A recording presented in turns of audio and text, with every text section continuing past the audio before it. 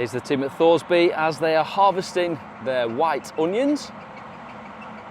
And we've got Ben there in his John Deere, and on the back of that is the Grimme harvester.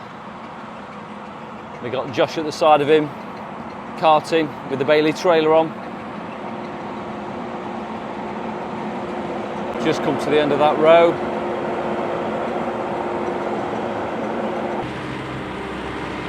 And here in the field, we've got the toppers topping these onions back before they windrow them.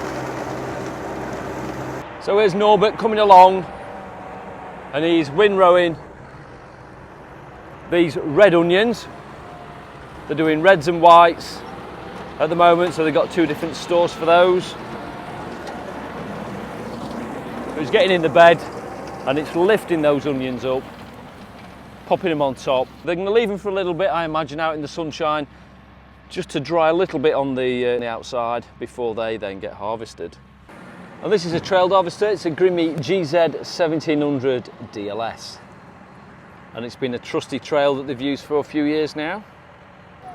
So Ben is just lining back up and he's going to drop down the share at the front, which gets underneath the windrowed onions. He starts the harvester off with a webbing, and they then start working their way up onto the back. Any of the tops are ejected out, and as he comes alongside, then the trailer will match his speed as they work their way up the fields. And then these will go off back to the yard, where they've got a shed for white onions and a shed for red onions, where they will first blow warm air in to start to dry them off, and then they'll change the temperature as they cure them, which helps them keep them in the storage for a long period of time. And it's like Sandyland, and as Ben's going through, the idea of the webbing is the onions go up and along the conveyor there, and then the soil drops down back onto the field. So when they've left the field, this is where the onions come back to get sorted and then put into the sheds to be dried and cured. Just got one of the Bailey trailers tipping now, and these are going on to the Tong caretakers, where they're being sorted before going into the shed. And they're just picking through any rejected ones, and that's where they come inside.